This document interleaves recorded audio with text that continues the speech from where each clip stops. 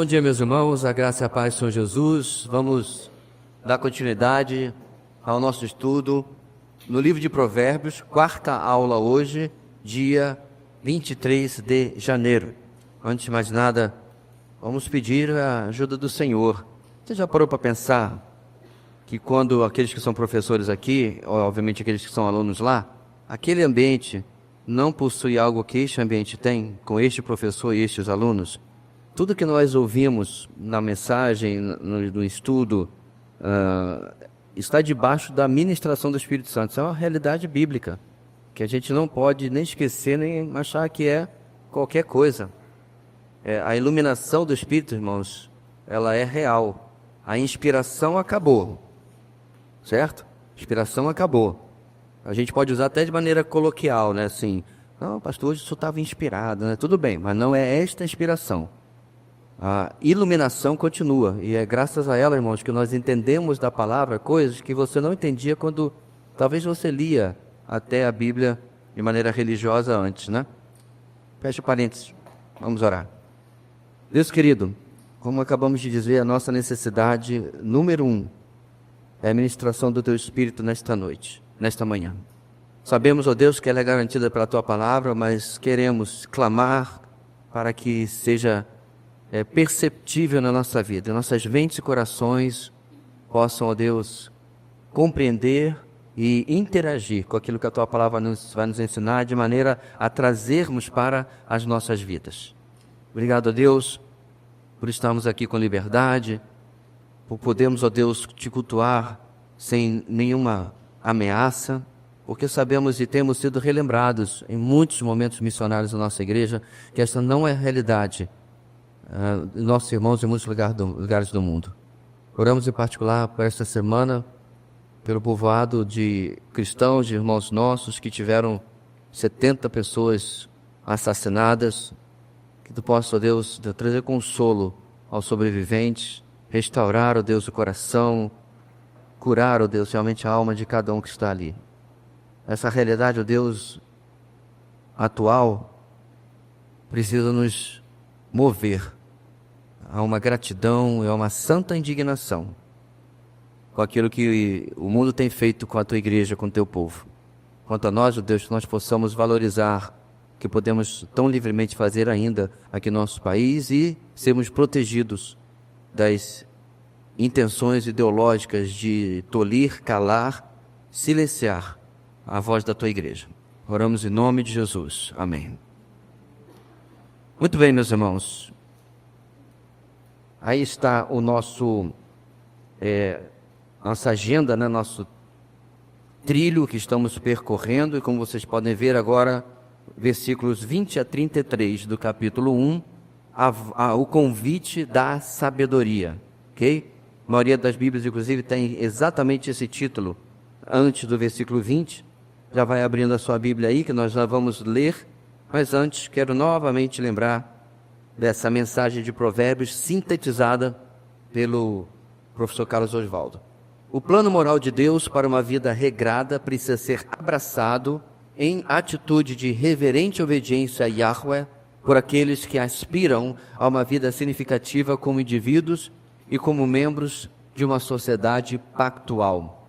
Eu sempre admirei a capacidade que o Carlão tinha de, essa é a palavra melhor, sintetizar o pensamento em uma só frase, né? Como eu já falei para vocês, este livro que ele deixou aí como legado, na verdade é o único livro que ele deixou, Antigo e Novo Testamento, é uma ferramenta tremenda para a gente entender, né, a mensagem, a síntese, né, de cada livro da Bíblia. E, obviamente, eu tenho usado nos meus estudos e nas minhas exposições. Muito bem. O que nós temos como alvo hoje, irmãos? Onde queremos chegar? Saber. Quem fica rico por meio da violência? Não, peraí. Não, essa é da semana passada. Presta sua rapidinho. Um dia, meus irmãos, eu vou ter um assessor que vai corrigir tudo aquilo que eu faço, os slides, e eu não vou cometer erros tão crassos assim, que é brincadeira não, né? Vamos lá. Tá aqui nesse cantinho, tá, irmãos? Quem está procurando. Não há possibilidade de se rejeitar a sabedoria sem sofrer graves consequências. não é uma opção, vai trazer o seu preço, ok? Não é, essa não é a minha, eu tenho uma alternativa melhor. Não, vai ser algo que vai trazer consequências sérias na sua vida. Sentir segurança e tranquilidade sem temer nenhum mal. Segurança e tranquilidade sem temer nenhum mal. E finalmente, o que a gente faz com isso? Como é que a gente age? Atentar para a repreensão e correção e não rejeitar os conselhos vindos do Senhor. É exatamente assim que nós vamos começar daqui a pouco a nosso obrigado, irmão, nosso caminhar, porque assim, irmãos, quando a gente pergunta alguma coisa, a gente até gosta que alguém responda, mas muitas vezes a gente não gosta de conselho não solicitado, não é verdade? Então, se você procura alguém, às vezes você está num grupo, eu estou em um grupo de todo tipo de coisa. Então, por exemplo, a gente tem um grupo de pastores, então a gente coloca lá, irmãos, como você tem feito tal coisa? E a gente espera, a gente quer que as pessoas tragam a sua experiência, né? Então a gente já fez várias, inclusive algumas decisões que a gente tomou na equipe ministerial, era uma área ainda não mapeada, não entendíamos ainda bem o que fazer, aí peraí, deixa eu perguntar aos universitários. Aí eu colocava lá, colhia algumas informações, não significa que você vai acatar tudo, porque às vezes as experiências variam, e você traz, né? Mas às vezes você está lá na sua, inclusive você está fazendo alguma coisa de errado, aí alguém chega assim, eu geralmente falo assim, eu poderia meter a minha colher? Não tem essa... Poderia meter a minha colher onde não sou chamado? E nem sempre as pessoas encaram da melhor maneira. Então, essa inabilidade nossa, irmãos, de gostar, de importar sabedoria, é parte, é claro, do pecado da nossa vida. Eu sei melhor, já comigo. É claro que isso piora também, por exemplo, com a idade. Você acha que eu estou falando dos mais velhos, né? Não. Às vezes o jovem não quer ouvir conselho. E quando você vai dar conselho, você é chato. Você está, né, tá cortando a minha. Mas é claro que acontece também com os mais velhos, mas por outro motivo. Qual o motivo dos mais velhos? Eu já sei fazer isso. Quando você ia com a farinha, eu estava com pão. Então, dependendo da faixa etária, as razões pelas quais nós não nos abrimos tanto a isso, vai variar, ok? E é assim que começa a nossa introdução. Olha lá. Você conhece o ditado popular que diz: se conselho fosse bom, não se dava, se vendia? Esse é um conselho que eu já vi, um ditado que eu já vi várias vezes. Pois bem, viralizou na internet a faixa do cartaz, né, que uma mãe, cansada de ouvir palpites de seus vizinhos sobre a criação de seu filho, colocou na fachada do seu prédio. Ela ainda fez uma oferta especial para aqueles que quiserem continuar dando conselhos.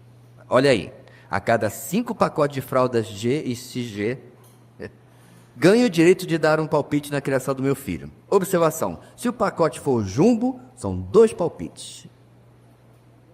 Eu não sei quais eram as circunstâncias, né? Eu não sei exatamente o que aconteceu, não sei nem que país que isso aconteceu, mas se tanta gente estava se metendo nos negócios dela, é muito provável que a coisa não estava boa, né?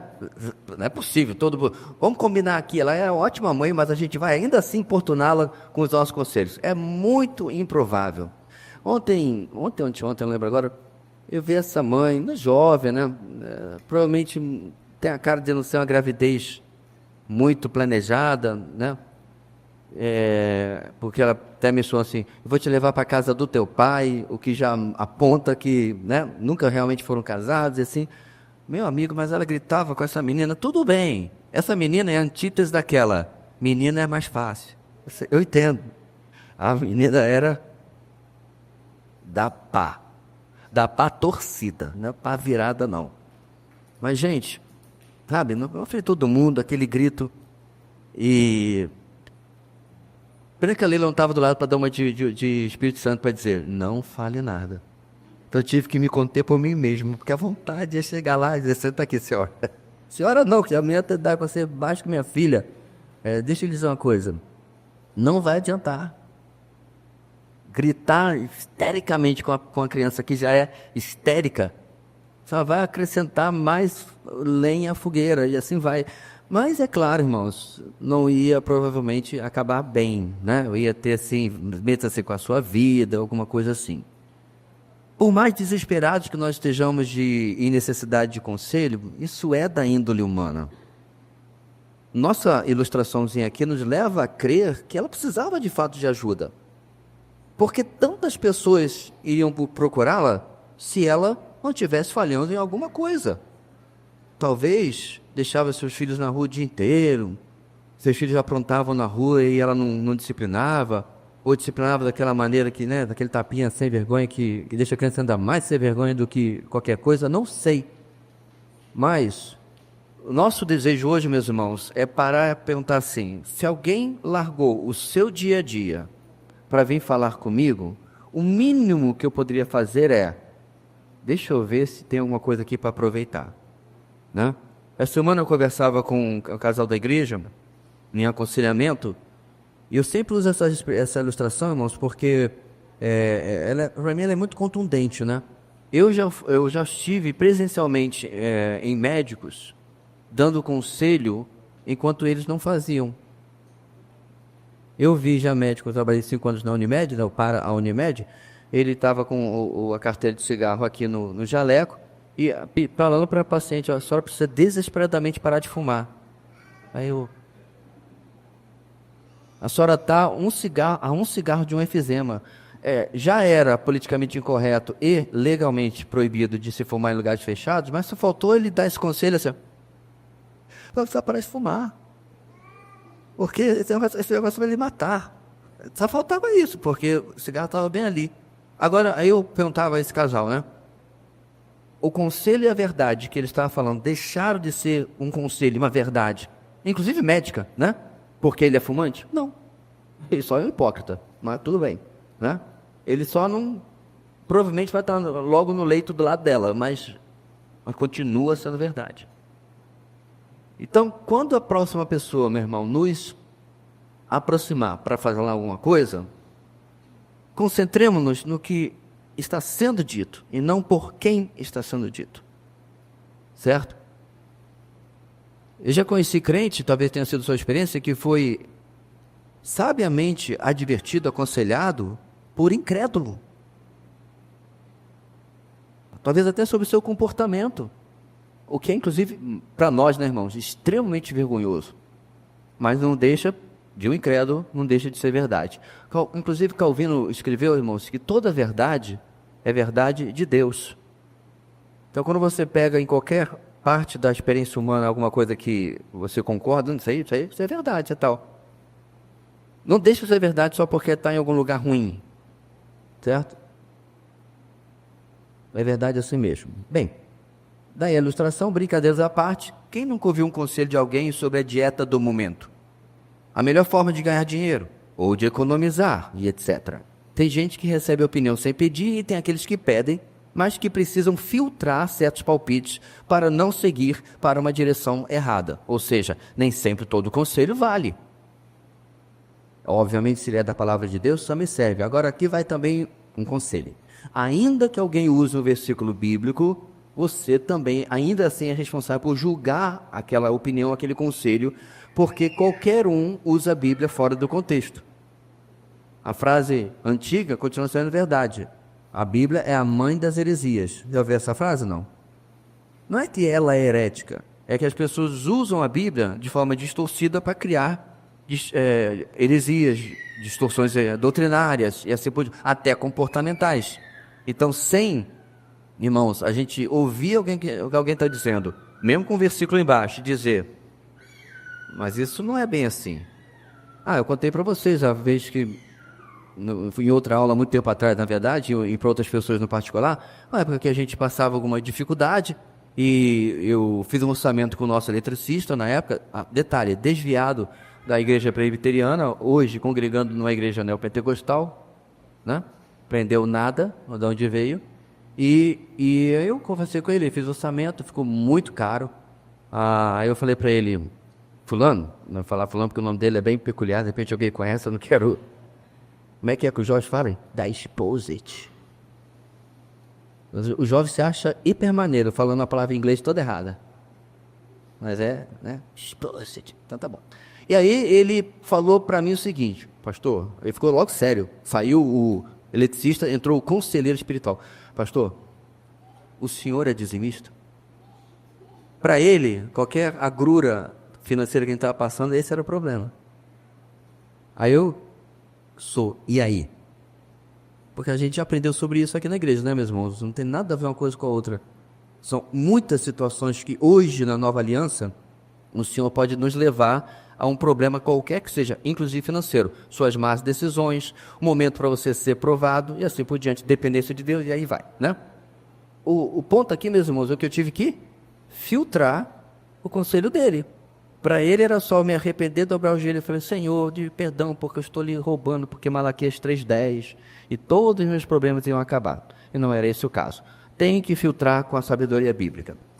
O pensamento contido em um provérbio popular, que diz que as coisas boas da vida não vêm fáceis, é o oposto ao que o nosso texto apresenta.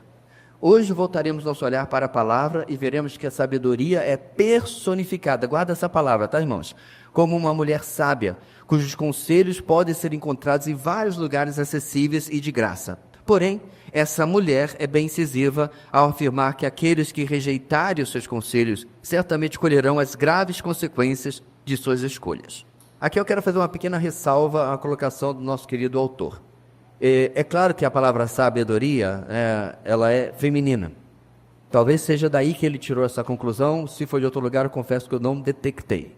Mas não há uma evidência, e eu não lembro agora, irmão, se a palavra sabedoria em hebraico é feminina ou masculina.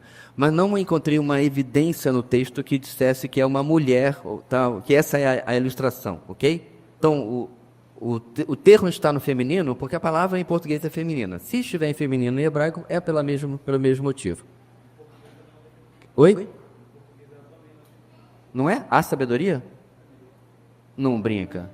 Em português ela é neutra, tá, irmãos? O teleprompter acabou de me informar aqui. Ok. Coloca lá no grupo para a gente sair da nossa insabedoria. Porque, né, aprendemos uma coisa todo dia. Mas, pelo menos na forma de se falar, né? Que dá. Exato, ela dá uma impressão disso e talvez seja isso. Mas, veja bem, irmãos. O importante, qual é a palavrinha que eu pedi para você guardar? Isso. Personificada. Claramente, a sabedoria é tratada como se fosse, vamos colocar aqui, uma entidade, um ser. Certo? Quem me ouve, quem escuta as minhas palavras. Não é assim que está no nosso texto, que a gente vai ler daqui a pouco, já devia ter lido, eu esqueci. Vamos ler já? Não é isso que está no texto? Por quê? Eu comentei em aula retrasada que muitos comentaristas acham que a sabedoria, na verdade, é o próprio Deus, particularmente o Deus que nós conhecemos de perto, que é o Senhor Jesus. Certo? É como se fosse uma personificação de Cristo no Antigo Testamento. Por quê? Tudo que ele fala, obedecendo, nossa vida vai melhor. E desobedecendo, a coisa vai pelo ralo, que é exatamente o que a gente vai ler aqui no nosso texto. A obediência traz bênçãos, a desobediência traz consequências ruins para a nossa vida. Então essa é uma das formas como as pessoas entendem a sabedoria em Provérbios, como uma personificação, sim, da própria pessoa de Cristo, aí neste caso, ok? Bem, agora que a gente vai de fato entrar no texto, não está tão atrasado assim, vamos lá, irmãos, para Provérbios, ainda no capítulo 1, finalzinho aí do seu capítulo.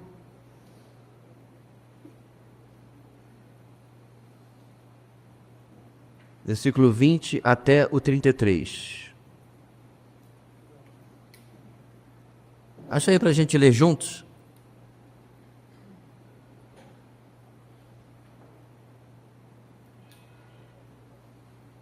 Ok? 20 ao 33. Vamos lá. A sabedoria clama em alta voz nas ruas. Ergue a voz nas praças públicas, nas esquinas das ruas barulhentas, ela clama. Nas portas da cidade faz o seu discurso. Até quando vocês, inexperientes, irão contentar-se com a sua inexperiência? Vocês, zombadores, até quando terão prazer na zombaria? E vocês, tolos, até quando desprezarão o conhecimento?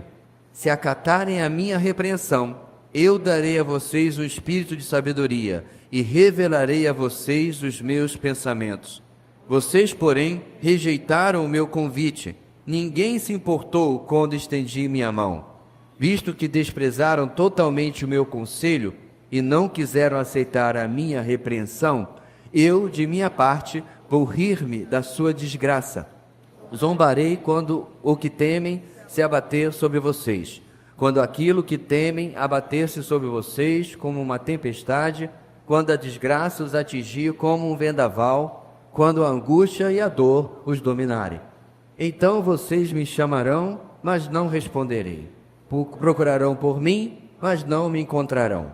Visto que desprezaram o conhecimento e recusaram o temor do Senhor, não quiseram aceitar o meu conselho e fizeram pouco caso da minha advertência, comerão do fruto da sua conduta e se fartarão de suas próprias maquinações. Pois a inconstância dos inexperientes os matará, e a falsa segurança dos tolos os destruirá. Mas quem me ouvir viverá em segurança e estará tranquilo, sem temer nenhum mal. Bem, esse é o famoso para bom entendedor pinga é letra. Fica fácil, eu diria até pinga é parágrafo. Difícil, irmãos, evitar a obviedade daquilo que nós acabamos de ler. Nós já aprendemos, irmãos, inexperientes ou simples, é aquele que é ainda informação. E tolo é aquele que já rejeitou claramente qualquer ensino, qualquer sabedoria, acha que sabe melhor, né? E a esses, e também obviamente o sábio, que a gente vê desde o começo, nada impede que eles se tornem ainda mais sábios, é feito esse convite, que é o nosso ponto número 1, versículos 20 e 21. A atitude da sabedoria é semelhante à dos pais em relação aos filhos. Ou seja, a sabedoria entende que sua mensagem é urgente. Por isso, ela não espera que seus ouvintes a procurem. Muito pelo contrário, ela sai à procura desses ouvintes na casa e nos lugares públicos. Diz o texto, nas ruas, nas praças, do alto das muralhas, clama à entrada dos portões e nas cidades. Então, o nosso texto começa a formar, meus irmãos, o pensamento de que eu não preciso nem devo ficar esperando que alguém me procure a fim de oferecer sabedoria, ajuda, conselho, qualquer termo que for possível. É óbvio que a sabedoria, já que a gente já está personificando como uma pessoa divina, ela não será arrogante, ela não será prepotente em oferecer o seu conselho, que também para nós já serve de conselho. A forma de abordar as pessoas, muitas vezes, vai se transformar num obstáculo para que elas nos ouçam, mesmo que seja o melhor dos conselhos. A gente precisa ir com graça, com doçura, com compreensão, mas ir atrás das pessoas. Às vezes, meus irmãos, em determinados contextos, a gente cansa, né, pais? De repetir a mesma coisa. Às vezes, eu posso falar sozinho porque estou só eu aqui, pastores cansam. Um pastor amigo meu, ele saiu do ministério, passou para a academia, não de musculação, irmãos, academia é estudo, tá? Passou para o seminário, a expressão dele foi a seguinte: eu cansei de colocar em pé quem quer ficar deitado. Ele se referia ao que ele chamava de complexo de João Bobo invertido. João Bobo não é que você... Não? Ele levanta. O crente que não ouve é o contrário. Você diz, meu irmão, aqui ó, é assim que faz. Pum, você vira as costas, o cara está fazendo a mesma coisa. Quando eu tinha do alto dos meus 23 anos, da minha sabedoria e maturidade, eu achei, que coisa é eu, hein? Nossa, o fulano... Ter professor de seminário é mole, vai perto disso aí, veio para o mais fácil. E detalhe, não é mole. Mas ele continuou no ministério, mas resolveu que não queria mais pastorear a igreja.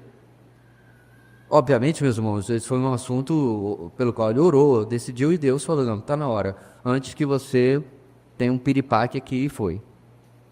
Por quê? Porque você não tem a opção de não ir, certo? Como professor, como pastor, como pai, como mãe, como irmão em Cristo.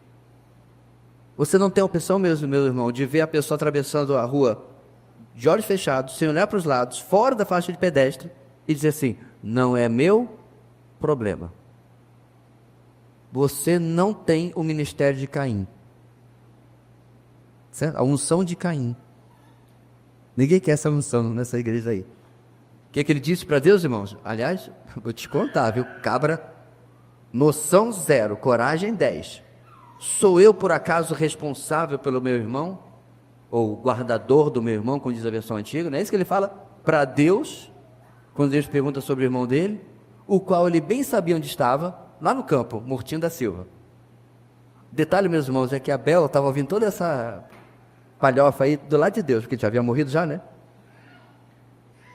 Senhor, ele sabe onde eu estou. Mortinho da Silva. Né? Então, o ponto é que nós não podemos, irmãos, e eu quero aqui quebrar realmente a sua resistência, porque eu entendo o que é ter que se meter na vida dos outros. Eu entendo o que é ter que interpolar alguém pela enésima vez. Cansa. Você meio que fala assim, rapaz, você quer descer a ladeira embolando? Deixa eu ajudar. Bora logo. Pastor, o senhor já teve esse desejo? Só umas 1000 vezes só. Porque você fala, não faz. Está fazendo. Não faz. Está fazendo de novo. A gente, irmãos, às vezes é impaciente com criancinha, mas nós como adultos não somos tão diferentes assim. Apenas as nossas tolices são diferentes. A gente não está que nem criança, né? Você já teve filho que fez as coisas olhando para você? Depois de ter levado um tapão na mão já, e está lá fazendo. E nós fazemos assim com o Senhor, insistimos em nossas vidas, e alguém larga o seu dia. Às vezes tem situações, irmãos, que alguém vai na sua casa, larga a sua rotina, larga os seus compromissos, e vai lá, e é completamente ignorado. Porém, o nosso texto fala claramente, sabedoria toma iniciativa. Ela vai atrás das pessoas. Então, não tem como eu falar assim, Senhor, faz-me uma pessoa sábia. Para quê? Para eu viver melhor, claro. Não, eu sou uma pessoa sábia. A sabedoria, meus irmãos, ela é dada para ser compartilhada. A sabedoria é dada para você ministrar na vida de pessoas. E, obviamente, elas ministrarem na sua vida também. É um constante intercâmbio, né, de ajuda mútua. E aí, então, ela está nesses lugares todos, clamando, né, diz o nosso texto. Bem, nesse momento, o ambiente do discurso mudou. Agora não é mais a casa, até o versículo anterior, né? Dentro de casa ali, o pai falando com o filho, mas agora é a comunidade.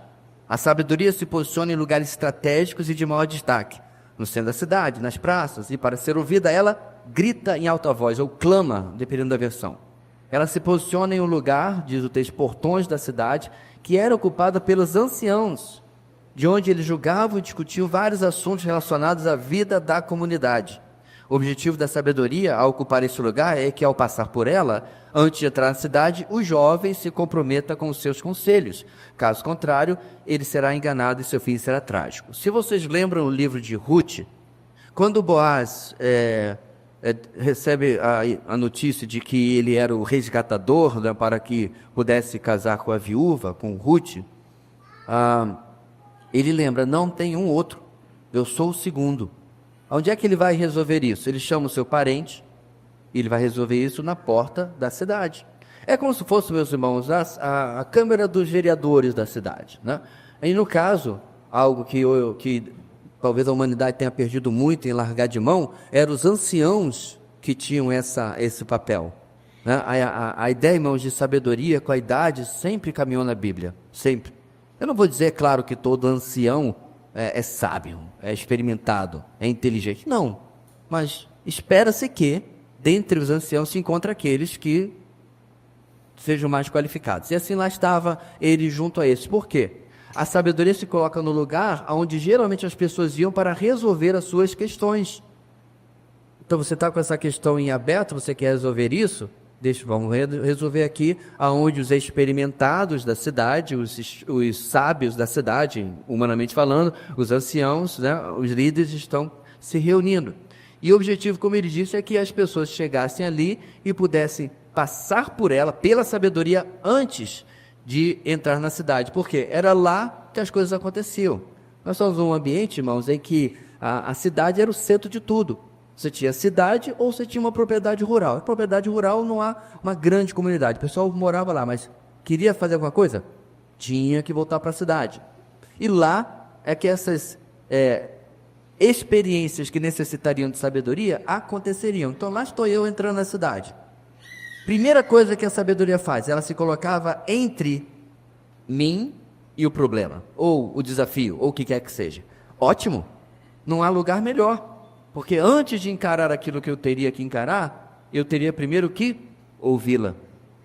Claro que isso é uma metáfora, meus irmãos, não há de fato uma sabedoria ali, mulher ou o que quer que seja, no pensamento do autor, ali presente.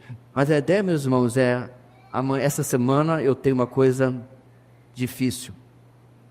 Eu tenho uma audiência, por exemplo. E essa pessoa tem mentido na audiência sobre mim. E aí alguém lhe pergunta, certo, e o que você gostaria de fazer? Dar-lhe um pistol-tapa.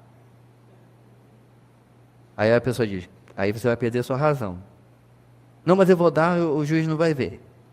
Continua a perder a sua razão. Então ele está mudando a sua postura, porque com certeza você está cheio daquilo. Está indignado. Você está farto das mentiras que estão sendo faladas sobre você. Talvez seja, de repente, um funcionário que trabalhou para você. Talvez seja alguém que você fez uma negociação, ou um vizinho, o que quer que seja. E você tem aquela causa ali, e não está com a melhor das atitudes para chegar até aquela reunião, aquele momento nessa semana.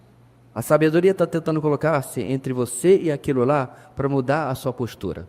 Aí, meu irmão, vou vender de novo meu peixe pela 30ª vez. Por isso que há uma diferença abismal entre o crente que tem todo dia um tempo com Deus, de preferência, eu espero, usando o devocional que torna a nossa igreja caminhando junta, né? Não é só pensamento, só passo, ok, mas se você não quer, mas você tem um tempo diário com Deus. Quando Jesus teve uma das maiores decisões, mais importantes do seu ministério a tomar, a escolha dos discípulos, né? Inclusive que ele sabia que no meio ele ia colocar Iscariotes, o que Jesus fez, irmãos? Alguém lembra? Subiu, foi a um lugar deserto para orar. Lutero dizia que quando ele olhava a sua agenda para o dia seguinte e via que estava abarrotada de reuniões, gente querendo falar com ele, né? A reforma estava bombando, as pessoas estavam preocupadas sobre o que ia acontecer, a coisa era nova, né? Tinha acabado de acontecer e tal. O que ele fazia? Ele acordava mais cedo para orar. É interessante, meus irmãos, que a gente raramente responde às situações de estresse com oração. Sejamos sinceros. Raramente. Ou então respondemos quando o bicho está pegando já, né? Está no meio de problema ali e tal. Tipo a audiência que eu acabei de mencionar, né? Senhor, daqui a 2 minutos está marcado há um tempão. Aí agora que eu lembrei que Deus podia me ajudar em algumas situações, tanto quanto ao resultado, tanto quanto a mim. Porque muitas vezes, meus irmãos, a gente fala assim, poxa, Senhor, eu queria fazer tal e tal coisa, o Senhor nem me ajudou. Aí ele diz assim, não, você que não se ajudou. A forma como você se portou, a forma como você conversou com a pessoa. Senhor, eu fui lá para resolver o problema, saí com 3. Não, você causou 3. Você pegou uma situação que era complexa e transformou numa equação quântica. E aí reclama que Deus não agiu? Não, a gente não resolveu. Para pegar carona, você deu uma de Nabal, né? A situação era simples para resolver. Aí foi lá e complicou ainda mais. A história de Abigail, as irmãs lembram, né? Ou seja, irmãos, a sabedoria está num lugar estratégico para nos ajudar, se permitirmos. A sabedoria é vital tanto para capacitar o jovem a resistir ao convite para praticar o roubo, contexto anterior, né? Através da violência, quanto para toda a comunidade, comerciantes, feirantes, empresários, trabalhadores, cidadãos, etc. É interessante, meus irmãos, que nos anos posteriores à reforma, particularmente nos países influenciados pelo puritanismo, principalmente a Inglaterra, quando, né, um irmão tinha uma causa, um problema com o outro, vamos supor que o Jadson trabalhava para a empresa do André, e por algum motivo, sabe lá Deus por quê, o André não pagou o Jadson. certo? O que o Jadson faz hoje em dia? Vai no Ministério do Trabalho, certo? Normal? E estando certo ou não estando certo, vai ganhar. Brincadeira, mas é verdade. Não, naquela época não, irmãos. As pessoas entendiam tanto, primeiro, algo que está lá em Coríntios, 1 Coríntios. Segundo, de que havia sabedoria no corpo de Cristo. Sabe quem eles procuravam, no caso do Jadson? O pastor. Ou os pastores da igreja. Depois de ter tratado, conversou, não entraram num acordo, deu lá suas desculpas ou explicações do porquê não havia pago, não foram satisfatórias ou claramente eram desculpas, né, não razões. Aí ele vem conversar com a liderança da igreja. Ambos são membros da nossa igreja, chamava em particular. O que está acontecendo, meus irmãos? Meu irmão não é direito dele? Mesmo você está entendendo também que ele está com um pouco de dificuldade? Vamos fazer aqui um acordo, né? Vamos aqui um meio termo. Você sabe qual é a definição de meio termo, meu irmão? Fica ruim para todo mundo. Porque alguém vai perder de um lado, o outro vai perder do outro. Meio termo. Nem para um lado, nem para o outro. E era o pastor que era responsável por isso, ou pastores, ou líderes da igreja que eram responsáveis por isso. É interessante, meus irmãos, que hoje, em dia, esse é um princípio bíblico que raramente é lembrado. Você leu a Bíblia toda, mais uma vez aqui na nossa igreja. Quando você passou lá para o 1 Coríntios, você não estranhou? Que Paulo repreendeu a igreja porque estavam indo à justiça uns contra os outros? Pastor, peraí, então o irmão me dá uma banda, dá rasteirinha, né? Fica com o meu dinheiro ou não me paga, e fica por isso mesmo? O texto não diz que vai ficar por isso mesmo. O texto diz que você deveria levar a liderança da igreja para se resolver. Espera-se, é claro que isso não aconteça. Direitos e deveres não são coisas tão óbvias que não tem nem muito o que discutir. E a gente, como gente do reino, não devia nem estar questionando isso. Mas, se acontecer, essa deveria ser a primeira instância, né, para a gente resolver as coisas. Por quê? Tem a ver com sabedoria. No texto, Paulo diz: vocês não sabem que vocês vão julgar os anjos? Esse é um texto enigmático, irmãos. Mais do que essa informação nós não temos. Como assim julgar os anjos? Eu não sei exatamente o que quer dizer. De repente eu vou dizer: o meu anjo da guarda não fez um bom papel. Dia tal e tal e tal e tal, eu enfiei meu pé no prego. Ele não me ajudou. Aí o anjo vai lembrar em sua defesa: mas você desobedeceu a sua mãe que disse para você não sair de casa. Protesto. Foi exatamente o que aconteceu. Dona Eunice falou assim: não vá, não vá, não vá. Eu fui. 30 metros depois, eu enfiei o pé no prego numa obra que naquela época não era cercada como é hoje. Boca de mãe é desgraça de falar. Não sei, irmãos, o que esse texto diz, mas Paulo usa isso para dizer: se vocês vão chegar a fazer isso, vocês não conseguem resolver entre vocês, isso é vergonha. Pode você ler o texto em 1 Coríntios, capítulo, lembra, 6 ou 7? Por ali, né? 7 é casamento, ou é 8? É bem ali, vários conselhos que Paulo vai dar para a vida de igreja. Então, no nosso número 2, que certamente não tem esse título, porque, olha, eu estou com parabéns, né? Qual é o do número 2? O convite, perdão, o número 1 é cenário, né? O sermão da sabedoria começa com um lamento acusatório. Até quando? Aliás, perdão, irmãos, agora que eu vi o horário. 5 minutinhos. Me empolguei aqui. Ok, agora sim, meus irmãos, retomando o ponto 2, convite da sabedoria, versículos 22 e 23. O sermão da sabedoria começa com esse lamento acusatório. Até quando? Essa expressão aponta para o sofrimento daquele que presencia algo errado e também expressa uma esperança de que a pessoa deixe de praticar o erro. Bem, isso é o óbvio que alguém vai falar diante de pessoas que estão repetindo os erros sem ouvir o conselho. Até quando você vai fazer tal coisa? Até quando você vai ignorar o que eu estou falando? Até quando você vai agir dessa maneira ou, né, e assim por diante? Então, de novo, isso não é uma coisa que a gente gosta de ouvir. O até quando, para a nossa direção, aponta a nossa insistência, entenda-se, teimosia em um caminho comprovadamente errado, que vai trazer consequências para a nossa vida. O seu sermão, ou seja, da sabedoria, é direcionado a 3 públicos. O primeiro, já vimos acima, o simples. Esse é o mais ensinável dos 3 grupos. Os simples podem ser entendidos também como ingênuos ou imaturos. O segundo grupo são os zombadores.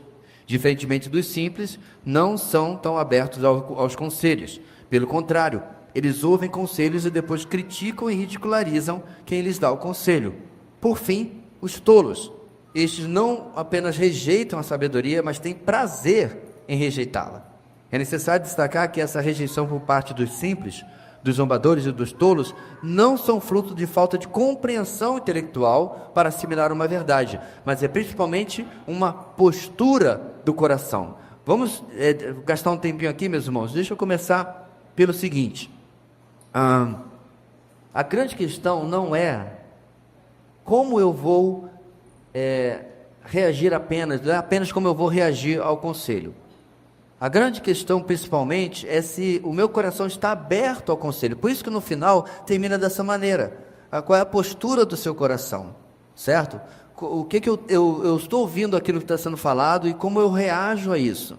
Como a gente falou na nossa introdução, não importa a maneira como a pessoa fala, não importa se eu gosto ou se eu não gosto, não importa absolutamente nada.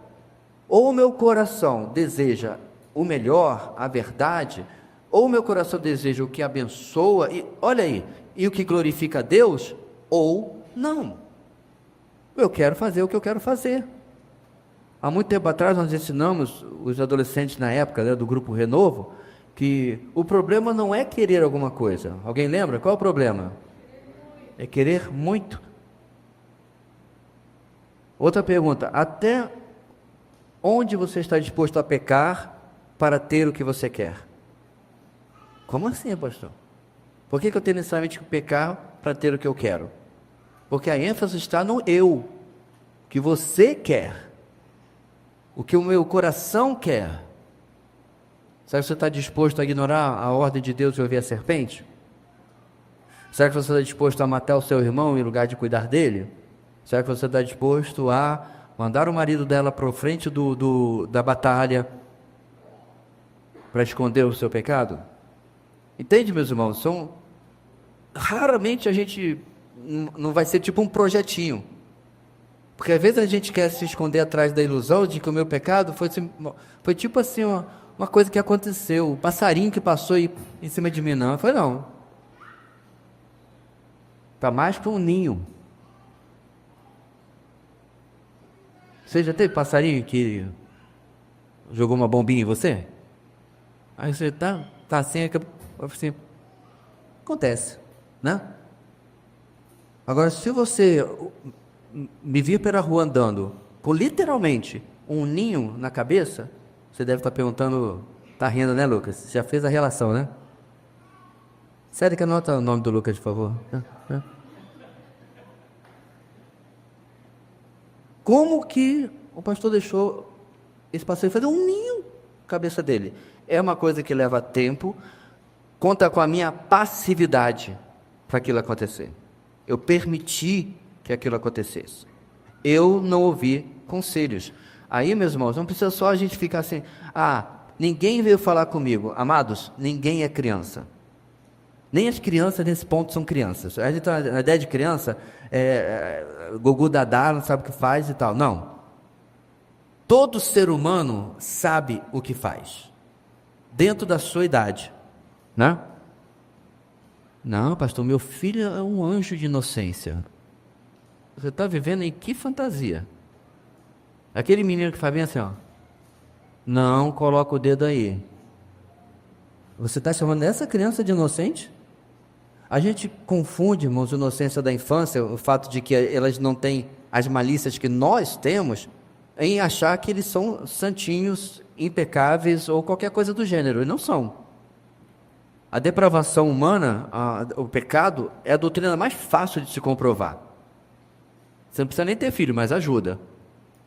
É só você se conhecer. Então as nossas decisões vão se acumulando, né? E aí vamos supor que você esteja num ponto de tensão, vamos lá, num lugar tão fácil de se conviver, raramente tem problema, casamento. Estão rindo de quê? Como é que você chegou nesse ponto de tensão? Qual foram os checkpoints que você simplesmente ignorou e passou batido?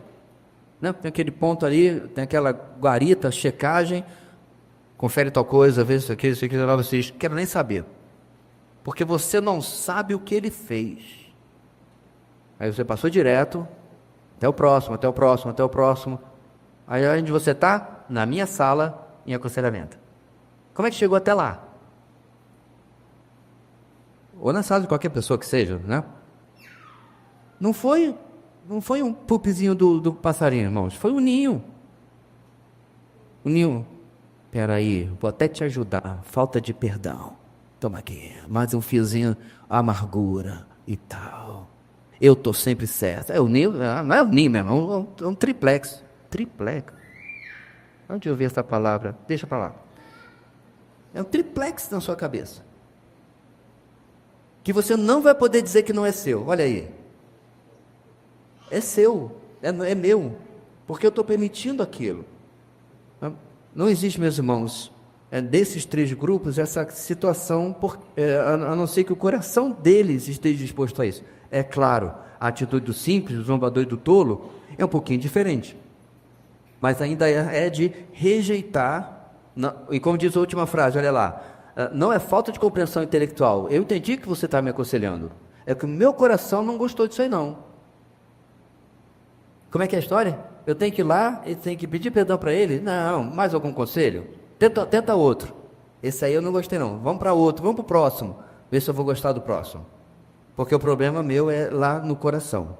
Então, outra coisa sobre esses 3 públicos, irmãos, fala principalmente do primeiro, esse simples, ele ainda tem esperança, ou se tem ainda esperança para ele, né? Porque ele é o mais maleável, é o mais, diz o nosso texto, ensinável, porque ele ainda é aberto a ouvir, a ponderar.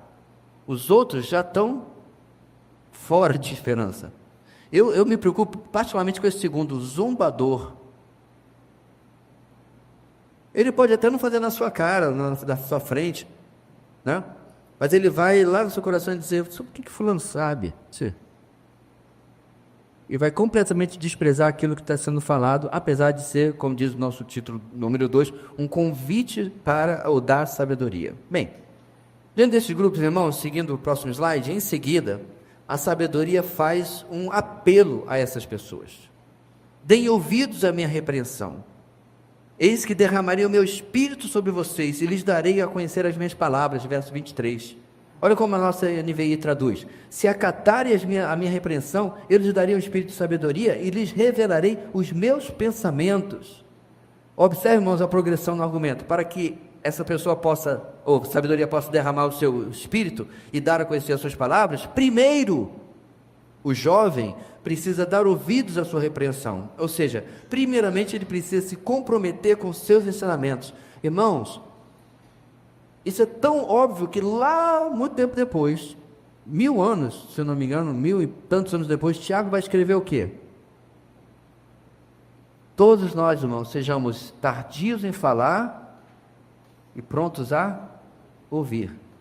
Ou para pegar o velho ditado popular, é por isso que Deus nos deu uma boca e 2 ouvidos. Na verdade, Deus deu 2 ouvidos para a gente ouvir estéreo, né? Mas isso não é o ponto. Mas entendeu que o ditado tem assim a sua razão de ser, né? Aí, quando a pessoa vem, meu irmão, eu queria conversar com você. Nossa primeira atitude é, a gente assume a posição já de boxe aqui, defesa. Para pensar, se o conselho não procede, você está se defendendo de quê? Não faz sentido. Como que eu vou me defender de uma coisa que eu não sou culpado? Como é que eu vou entrar em defensiva se eu não fiz nada? Segundo a minha própria percepção. Porém, se eu de fato fiz e o conselho procede, defender significa guardar o erro dentro de mim, é a pior coisa que eu posso fazer. Não vou crescer em nada. Irmãos, eu sei por A mais B que todos nós, isso é uma coisa, principalmente mais o trabalho com casais, né? É muito fácil você, né, fechar os ouvidos para o que a sua esposa está falando. É muito fácil você fechar os ouvidos para o que o seu esposo está falando. E o pior, você não faria o mesmo, às vezes, com uma pessoa completamente estranha. Não é esquisito isso? Solteiro, não perde a sabedoria não, porque um dia é a tua vez, viu?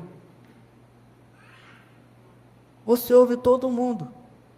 Eu já tive gente que veio conversar comigo e diz assim, incrivelmente, cheguei para conversar com meus pais sobre a situação que a gente estava passando em casa e ficar do lado da minha esposa.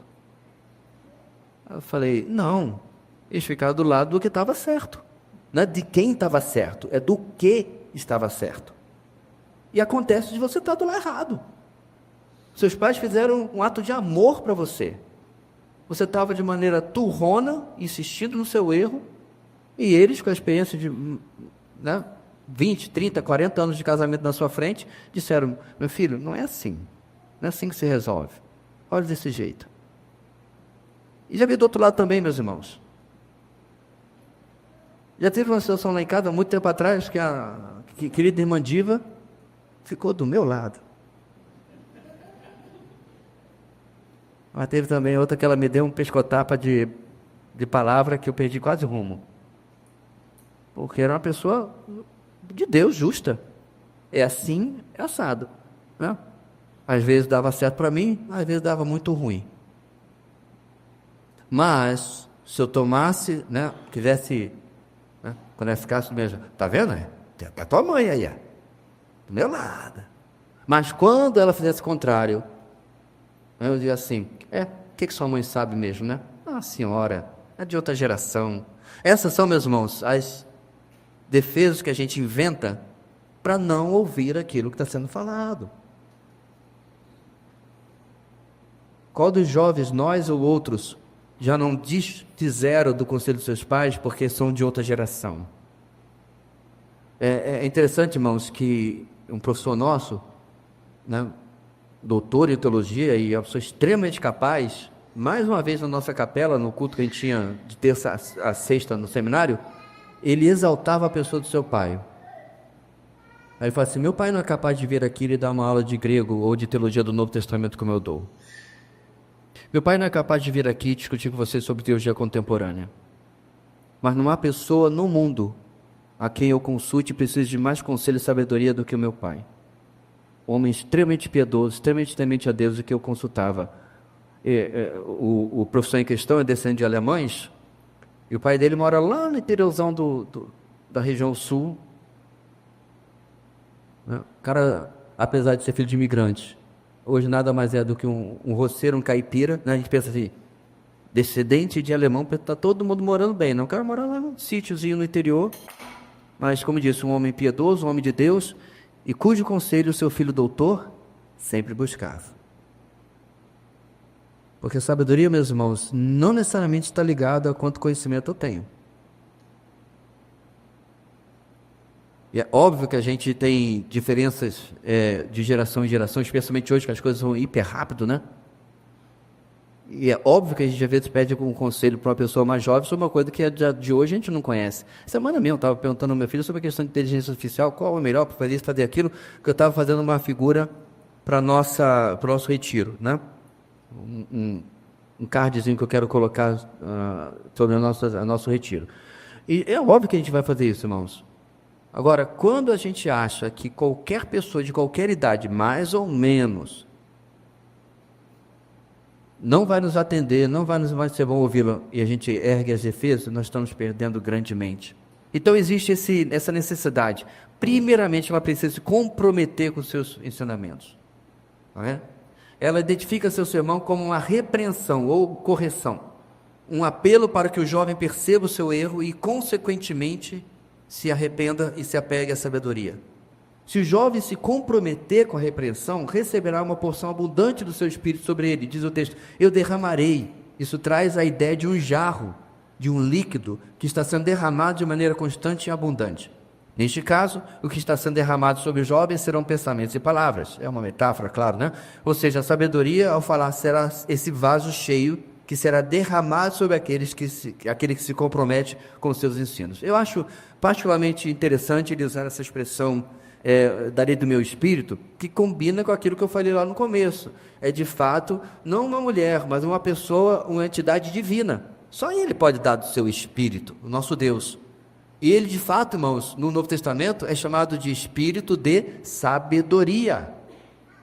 Porque para pensar, apesar dos últimos anos, o pessoal querer vender a ideia de que uma pessoa cheia do espírito, né, é a que dá pulinho, e que grita, e que isso, e que aquilo, e tal, não.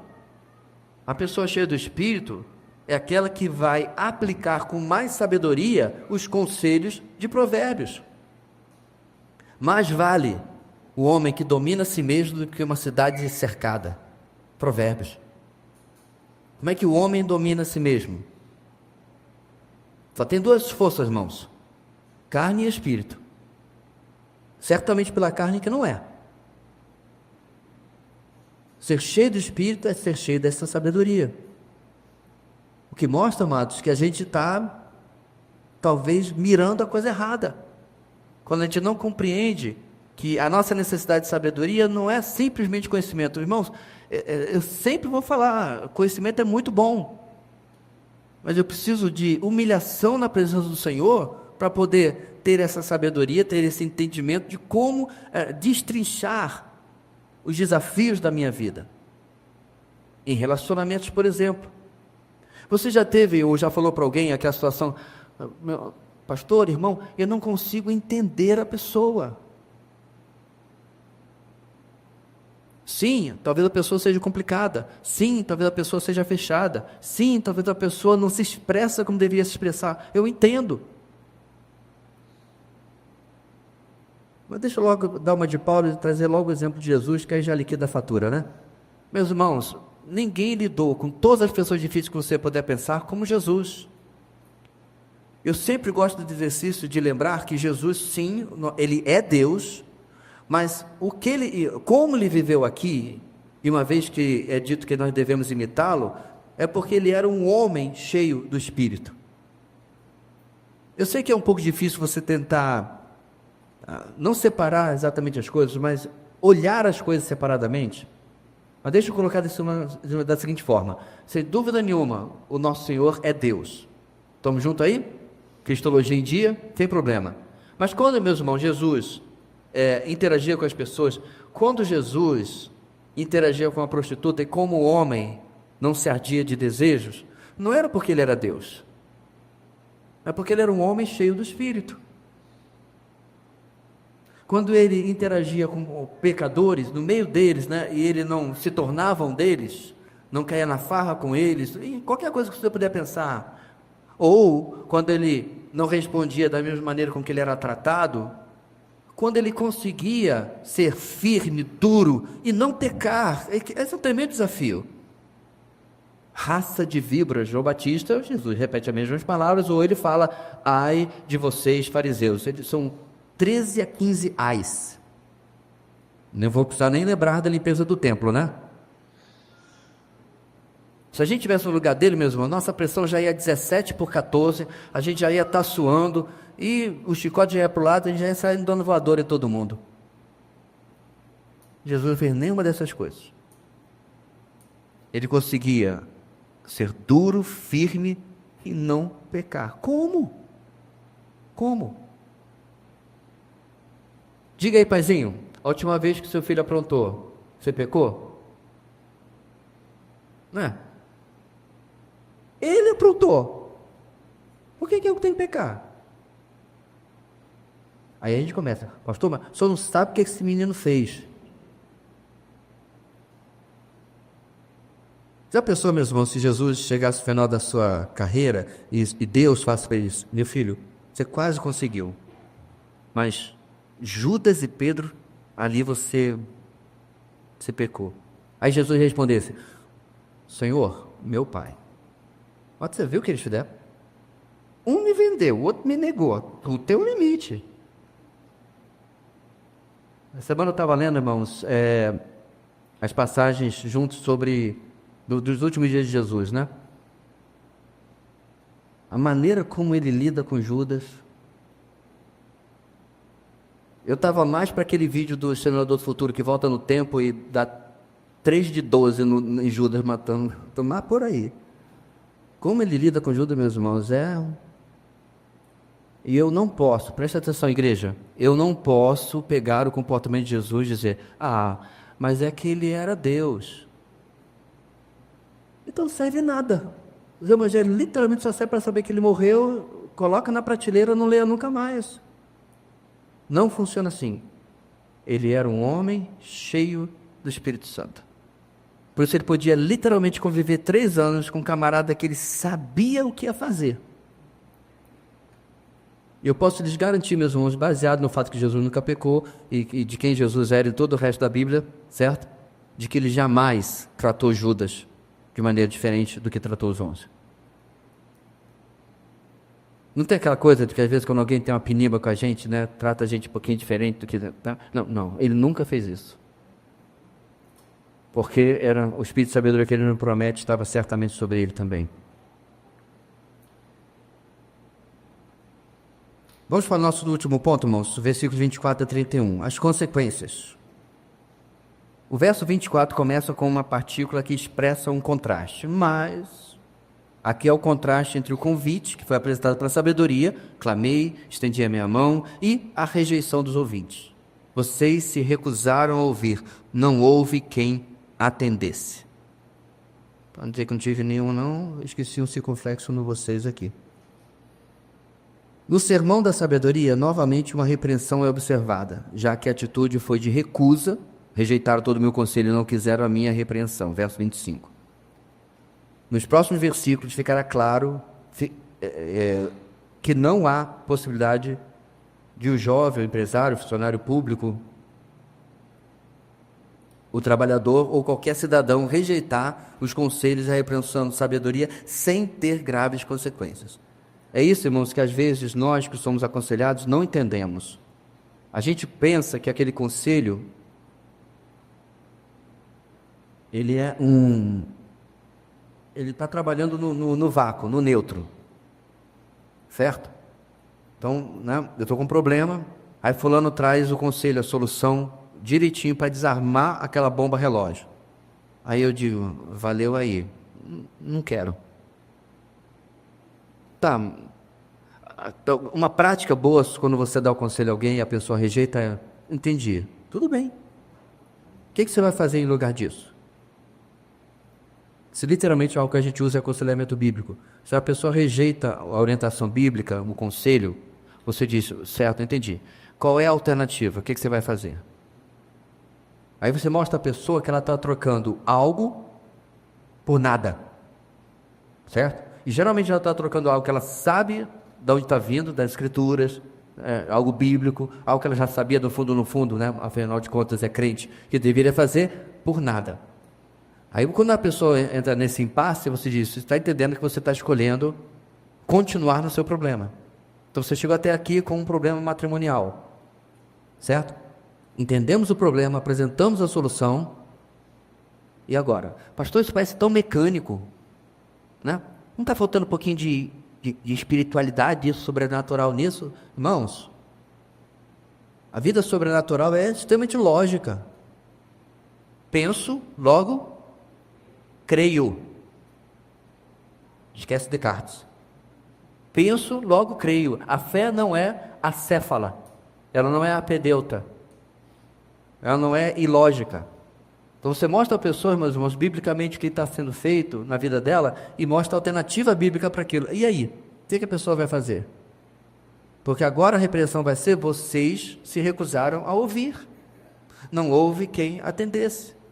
E de novo, irmãos, a sabedoria aqui reflete a pessoa do Senhor Jesus. Lembra? Bem-aventurado aquele que ouve as minhas palavras. Ele é como um homem que constrói a sua casa sobre a rocha. Aí todo mundo feliz da vida achando que está aí, né? Verdadeiro engenheiro da rocha. Acho que são bairros lá no Rio de Janeiro, engenheiro da rocha. Literalmente, ele, cara, está fazendo tudo certinho. Só que Jesus continua, o texto não acaba aí. Fala daquele que constrói sobre a areia, que é tolo. Viu, meus irmãos? Não tem coluna do meio. Não tem terceira via. Não tem outra opção. Ouviu, não ouviu. rocha, areia. Casa de pé, casa em ruínas. E aí a gente vai aplicando as nossas áreas da vida e vê como é que a gente vai colhendo uma coisa ou outra. E é isso que está sendo repreendido aqui. Seguindo, observe como fica claro nos versos 26 e 27 que apontam o julgamento ou as consequências. Também eu darei risada da desgraça de vocês, ficarei zombando quando chegar o terror. O termo desgraça, desastre, refere-se a um evento calamitoso, repentino, trazendo grande dano, perda e destruição para alguém. A risada da sabedoria não é a da desgraça em si, mas da calamidade merecida que vem por meio do desastre. É interessante, meus irmãos, que isso é outra parte do caráter do nosso Deus que as pessoas não gostam. Entenda, meus irmãos, quando Deus se ri da desgraça humana, não é no sentido maldoso. Ele estava torcendo por isso. É uma forma dele mostrar que a alegria dele existe plena em você ouvir. Mas ele não vai ficar de luto por toda a eternidade porque você não ouviu. Daqui a 4 bilhões de anos, Gabriel chega perto dele e diz: o senhor está meio deprê hoje? É, porque 31 de março, o Joverci, eu falei com ele pelo meu espírito, ele não me ouviu, eu estava lembrando disso aqui agora, não vai acontecer. A sabedoria, o Senhor está mostrando para a gente que quem precisa da mudança sou eu. A mudança na minha vida, refrasear, Deus não depende da mudança da minha vida, eu dependo da mudança na minha vida. É o meu dia a dia que vai ser afetado. Então você está lidando hoje com uma luta, um pecado, por exemplo, repetido na sua vida. Talvez hoje, né, domingão, você vem com roupa de ver Deus, não de manhã, né? De manhã o pessoal vem mais assim, mas de noite, roupa de ver Deus e tal. E aí você sai daqui pilhado, hoje vai, essa semana é a semana da minha vitória, dessa semana não passa. Lá na terça-feira tudo voltou, todo dia ela faz tudo sempre igual. Sabe como está a semana de Deus, irmãos? Igualzinha. O sabedoria está querendo mostrar para a gente, você precisa disso. Não o Senhor, Ele não precisa, a essência de quem Ele é não vai ser afetada, se infelizmente você não ouvir, que são as consequências aqui no final que estão sendo destacadas. A sabedoria faz com que os ouvintes visualizem a imagem de uma grande tempestade com fortes redemoinhos para que eles possam contemplar a intensidade do julgamento vindouro, quando lhes sobrevierem o aperto e a angústia. Verso 27. Como os crédulos não responderam a ele na hora da salvação, ele não responderá a eles na hora do julgamento. Então me invocarão, mas eu não responderei. Sairão à minha procura, porém não me encontrarão. Verso 28. Eles, aqui, é uma referência aos simples, aos zombadores e aos tolos, os que foram mencionados no verso 22. Encontrei um erro aqui, agora ele fugiu de mim.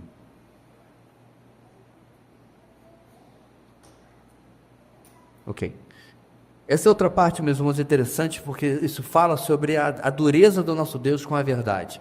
É claro que isso se reflete muito mais a questão do final da vida, que é outra coisa que os homens inventaram uma maneira de contornar. Então, enquanto a vida há esperança, é o conselho mais fácil que a gente tem que lembrar para alguém. Mude agora, converta-se agora, depois não tem mais jeito. E muitas coisas que nós, mesmo convertidos, não resolvemos aqui, não terá como ser resolvido depois.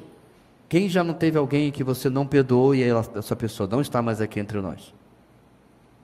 Eu já tive que fazer esse tipo de aconselhamento. A pessoa não conseguia sair numa espiral de cauda por causa do relacionamento rompido com seu pai por mais de 20 anos, e seu pai veio a óbito e morreram sem se falar por 20 anos. Aí eu falei, agora você está se martirizando sobre uma coisa que não tem jeito, né? Ou o que você esperava? Que eu ia fazer uma sessão espírita para você pedir perdão ao seu pai? Não tem jeito. E aí quando você fala com ele sobre perdão, obviamente, de Deus, de graça a Deus, o importante nesse estágio é que você tenha um verdadeiro arrependimento e entenda o perdão de Deus, e segue a vida. Mas não tem mais tempo porque de repente se ignorou o óbvio, né? Que você não mantém um relacionamento, muito menos com um pai, uma mãe, um irmão em Cristo, enfim, por 20 anos, sem resolver aquilo que tem que ser resolvido.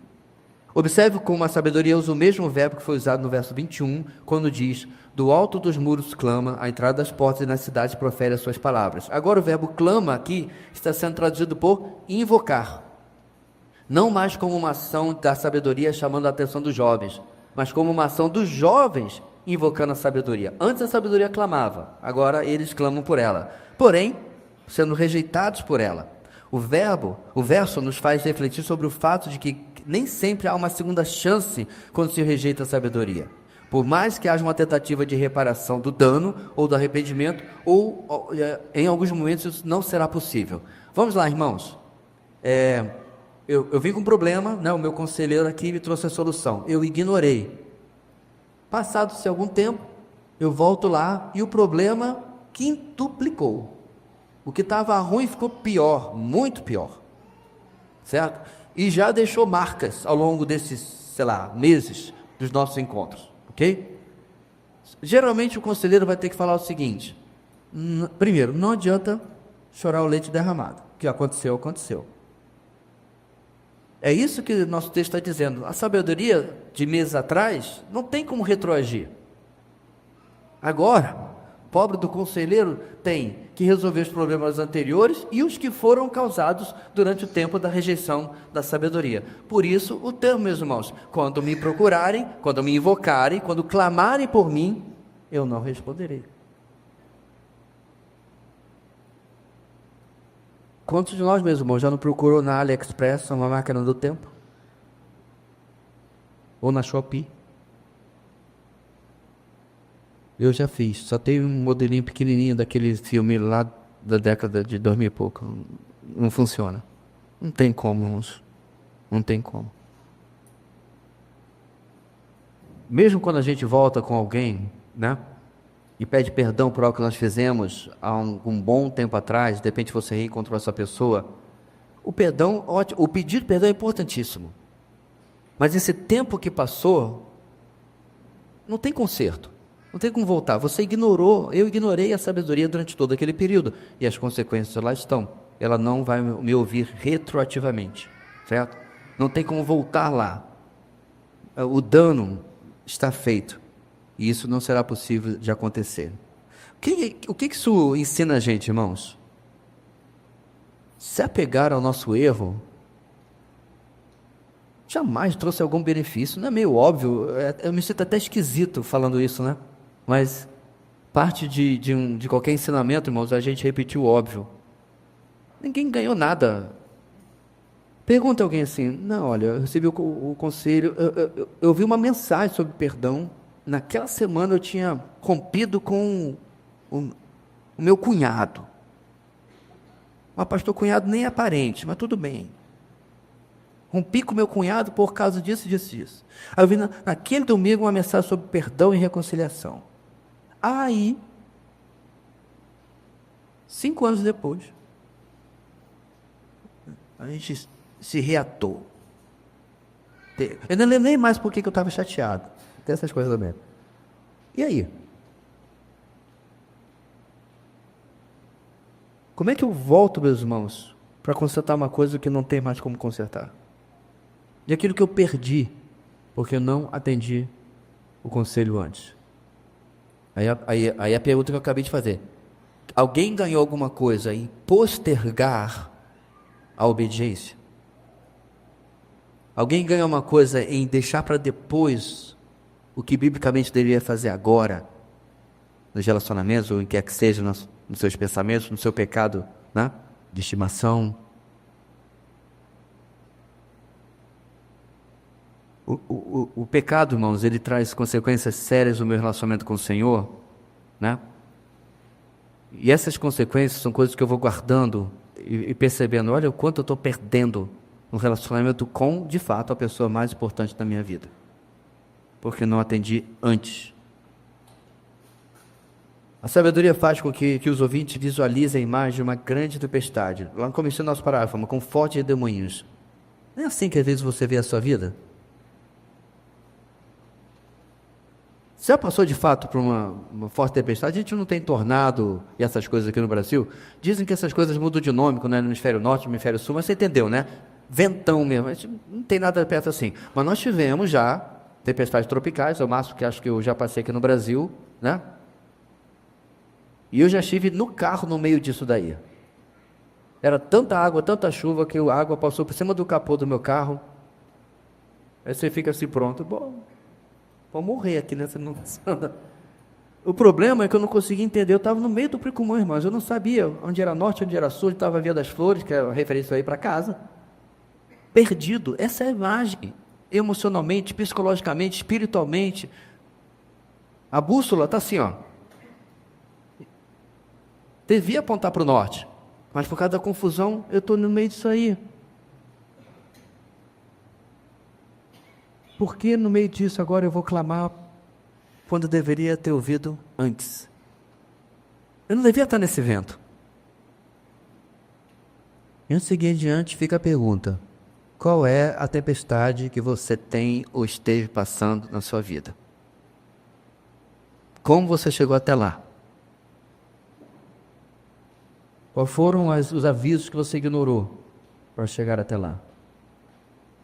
Será que você rejeitou conselhos preciosos e vieram só numa mensagem, no devocional que Deus colocou no seu caminho, de propósito, planejado, para você ser confrontado, ouvir e poder mudar o seu caminho? Irmãos, é impressionante como Deus se importa conosco. Até em coisa tão boba hoje em dia, que a gente até banaliza, que é a rede social. Às vezes você está ali e Deus, num post, Deus fala uma coisa assim: peguei a referência, Senhor, eu sei sobre o que o Senhor está falando, tem que resolver isso aqui na minha vida. Eu mostrei para mim, eu gosto de um programa que começa e termina com citações. Eu acho interessante, meus irmãos, a perspectiva, o take dos incrédulos sobre determinados assuntos. Tá? Inclusive um desses está no nosso boletim de hoje à noite. E obviamente eu questiono a cosmovisão deles, como eles pensam e tal, mas é interessante, meus irmãos, que eles buscam exatamente essa sabedoria, e eles não têm, porque eles estão amarrando o barco deles, certo? Em cais flutuantes e soltos da borda do rio. Se o seu cais está solto, ele vai junto com o barco. Ele não tem como fixar o seu barco. O que eu quero dizer, meus irmãos? Eles não têm a palavra, não têm o Senhor para ter uma ideia real do que opinar. Às vezes eles acertam, toda a verdade é verdade de Deus, e às vezes eles erram miseravelmente, porque eles estão pegando uma sabedoria que não é a que nós temos. Por que eu estou dando essa volta toda? Aí eu tenho isso aqui, e eu ignoro e rejeito, e depois fico pedindo ajuda, correndo atrás do prejuízo. A justificativa para essa atitude de rejeição por parte da sabedoria é apresentada nos versos 29 e 30. Qual é a justificativa? Porque odiaram o conhecimento e não preferiram o temor do Senhor, não quiseram o meu conselho e desprezaram toda a minha repreensão. O cerne do problema é apresentado nesse momento. Eles são dignos de juízo, porque não desprezaram simples conhecimento ou informação ou estilo de vida. Desprezaram quem, meus irmãos? O próprio Senhor. Aqueles que odeiam o conhecimento da sabedoria, consequentemente, deixam de escolher o temor do Senhor. Tema que a gente está vendo lá desde o começo do capítulo, né? Assim como o comprometimento com a sabedoria é também um comprometimento com Deus, a hostilidade e a rejeição à sabedoria também são atitudes diretas contra Deus. Então veja bem, meus irmãos, eu estou aqui diante de um conselheiro, né, dizendo, eu estou com um problema sério com fulano, e aí ele vai falar algo óbvio, bíblico. Olha, apesar de ser verdade o que você disse sobre as ações da pessoa, você só vai começar a resolver isso quando você decidir perdoar a pessoa. Aí eu olho para ela. Isso eu já sabia. Eu vim aqui porque eu não quero fazer isso. E às vezes você conseguia um loophole, né? um atalho para eu poder passar para o outro lado. E como é que eu resolvo isso? Como é que eu faço a pessoa concordar comigo? Né? Quem eu estou rejeitando, irmãos? O conselheiro bíblico aqui? Não. É o próprio Deus. É o próprio Senhor. Aliás, eu acabei de falar com as minhas próprias palavras, né? Eu já sabia. Porque nós é crente. A gente já leu na Bíblia que tem que fazer isso daí. Mas eu não quero fazer aquilo. Eu quero fazer outra coisa. Você não tem mais nada, não? Tem mais uma ideia criativa aí para como é que eu resolvo isso aqui? Por que ele começou pelo perdão, meus irmãos? Um coração fechado ao perdão, o resto que tem que ser feito não vai ser feito. É o perdão que começa a amolecer o meu coração para que eu possa agir como deveria, dentro da situação que está acontecendo. Mas eu rejeito aquela pessoa, de fato, rejeitando o Senhor. É isso que está sendo falado aqui, irmãos. A sabedoria cria outra figura, a de alguém comendo um fruto. Ao rejeitar a sabedoria, eles se apegam à tolice e agora eles irão ingerir o fruto da sua conduta. O sentido da metáfora é que eles experimentarão o desastre catastrófico e repentino, já ameaçado lá no verso 27, com todo agora o seu ser. Então é interessante, irmãos, como você vai pegando as imagens. Lembra lá do Jardim do Éden, não é a mesma coisa? É ideia, meus irmãos, que você vai agora pegar a tolice e ela vai fazer parte de você. Você rejeitou a sabedoria e agora você vai comer daquilo que você decidiu fazer e aquilo vai ser parte de você. Todas essas consequências, meus irmãos, são bem duras, eu reconheço. O que mostra que o nosso Deus, a sabedoria, ele não está para brincadeira. Ele não está aí para me pegar no colo. Sabe? Existe, assim, claro, muito debate sobre aconselhamento bíblico, é um tema que voltou à baila nos últimos 30, 40 anos, particularmente com o ministério de J. Adams, mas, claro, existem os extremos, tem o pessoal que, né, já sai botando o dedo na cara do aconselhado, né, e já dá um cruzado de direita, né? Sim, tem gente meio estúpida que não sabe ajudar os outros, mas é o efeito pêndulo, né, irmãos? Aí, já que tem isso, aí tem um pessoal indo lá para o outro lado, onde vê a obstinação. Essa palavra, irmãos, a gente viu bastante em Isaías, lembra? Vê a obstinação da pessoa, e ainda assim, né, contemporiza, relativiza a coisa, releva. Não, você tem que entender, é que a pessoa está passando por muito sofrimento. É o que eu vivo sempre dizendo, meus irmãos. Todos os problemas não orgânicos têm duas verdades que estão sobre eles. Eles têm resposta nas Escrituras, e eles nascem no pecado. Vou morrer dizendo isso. Quantidade de atestado médico que está sendo dado por coisas que deveriam ser resolvidas com arrependimento e mudança, não está no gibi. Mas como sempre vai ter um profissional, talvez eu deva colocar aspas aí, que vai dizer que você tem uma doença e não um problema sério a resolver, pronto, toma aqui, está encostado 45 dias. Qual é o equilíbrio, meus irmãos? Olha Jesus. Graça, verdade. Nem só uma dura e ignorante verdade, grossa, rude e tal, nem uma graça que está mais para desgraça, que pega no colo, que contemporiza e que não fala do que tem que ser feito. Tem que haver um meio termo bíblico, de como nós lidamos com os problemas que as pessoas têm, com o que nós temos também, para aplicar a verdade que vai trazer mudança, sabendo que o nosso Deus nos ama, sim. Mas olha as palavras que estão sendo ditas aqui. Ouça as minhas palavras, eu estou clamando e tal. Mas, se não ouvir, o bicho pega. O problema é que as pessoas querem separar, né? Que é só o que clama e que vive pedindo quase, né, implorando para você ouvir esse Deus, ou o Deus chute na cara. E a gente está vendo aqui no nosso texto, irmãos, que não é uma coisa e nem outra, é um equilíbrio santo do nosso Deus. Terminando, meus irmãos, número 4. O destino dos tolos e dos sábios. O discurso termina fazendo um contraste entre o que acontecerá ao tolo, que rejeita a sabedoria, e aos que se comprometem com ela, aceitam. Morte e destruição para quem se desvia dela, satisfação, segurança, tranquilidade, sem temor do mal para quem lhe dá ouvidos. Não existe meio termo, não existe eufemismo. O contraste é claro, morte e vida. Amados, todos nós temos arrependimento na vida. Seja sincero, todos nós. Como brinquei, todos nós gostaríamos de ter uma máquina do tempo, todos nós gostaríamos de um monte de coisa que não é possível. Todos nós gostariam de fazer alguma coisa diferente que já aconteceu. Porém, isso não tem como, então, a pergunta que me faz é o seguinte: o que lhe faz acreditar que se você tivesse uma máquina do tempo, você voltaria, certo? Né? Aí eu conto lá o Jovem de 50 quilos, tinha um topete assim, não podia usar barba no seminário e tal, e dizer para ele: não faz tal coisa porque vai dar ruim. O que nos faz acreditar que aquele rapaz, aquele garoto iria me ouvir? Sabe por que eu estou perguntando isso? Porque esse rapaz não ouve. Por que ele ouviria? Por que a máquina do tempo funciona? Irmãos, nós já temos uma máquina do tempo. Aqui, ó.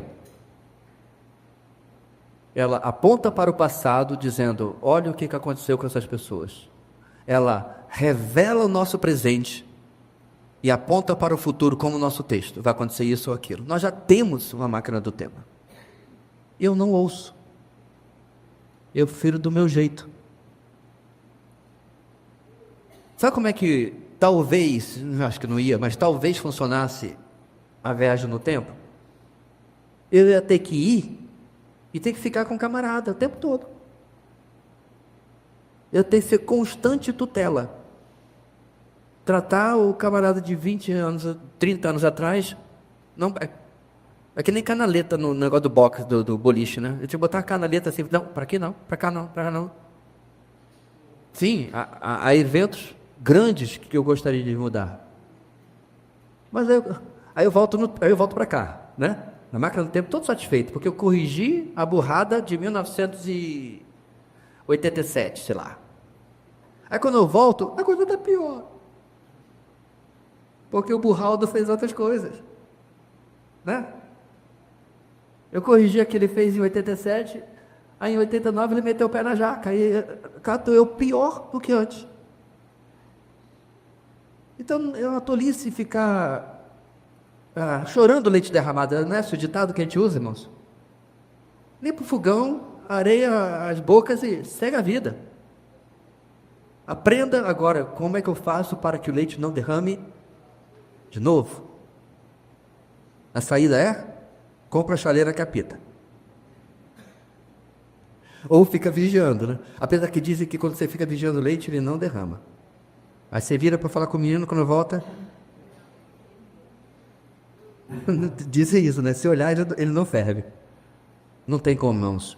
Usemos a máquina do tempo para agora, usando a sabedoria que o Senhor nos dá. Todos nós, a começar em mim. A sabedoria, concluindo, irmãos, está acessível a todos. Ela pode ser encontrada em casa, através dos conselhos dos pais, e nas praças, ruas e portões da cidade. Sua mensagem é urgente. Por isso devemos dar total atenção ao seu discurso. A mensagem de esperança que esse texto nos comunica é que, independentemente de nossa posição no momento, simples, zombadores ou tolos, todos temos a possibilidade de mudar e nos comprometer com seus ensinamentos. Porém, se não dermos atenção ou continuarmos seguindo nossos próprios conselhos, inevitavelmente colheremos graves consequências. Eu queria dizer, irmãos, que essa aula vai ser a coisa mais transformadora que você já teve na sua vida, que é meio uma aula tabajara, seus problemas acabaram, mas não acho que é. Mas é uma noção, irmãos, extremamente importante, que eu creio e espero no Senhor, nos ajude a errar menos, andar de maneira mais equilibrada, ouvir mais. Nós vimos algum tempo atrás, hoje de manhã, que ao batermos repetidas vezes, irmãos, em temas como estes, me refiro ao fato de que já tivemos aulas, mensagens sobre evangelismo 300 vezes, nem por isso você se transformou no Hudson Taylor. Já falou sobre perdão 1 milhão de vezes, nem por isso você passa com medalha de ouro todas as vezes que tem que perdoar. Eu entendo isso. Mas a minha esperança, meus irmãos, para todos nós, vamos ver na quarta lição, faltam 13, é que Provérbios nos faça, no mínimo, desengatar a nossa vida.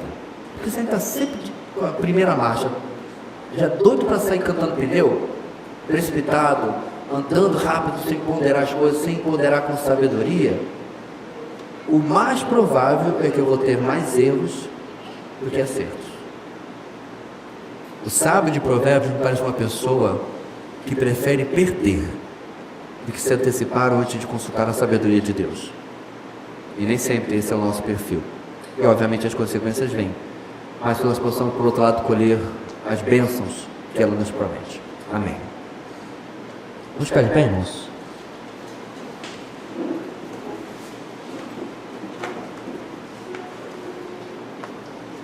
Senhor nosso Deus, pedimos a Tua misericórdia, a Tua graça sobre nós nesta manhã. Ao depararmos com essa aula da Tua Palavra, que só está no primeiro capítulo, e compararmos conosco, ó Deus, nós vemos o quão longe nós estamos de muito do que foi tratado aqui. E como problemas repetidos repetem-se na nossa vida, recorrem novamente. Tem misericórdia de nós, ó Deus. Neste discipulado contínuo do Senhor na nossa vida, nós queremos avançar, queremos ir para frente, queremos, ó Deus, ver com humildade, ouvir com humildade das pessoas palavras dizendo: olha, você melhorou, você mudou, eu reconheço a mudança, a vida mais sábia em você.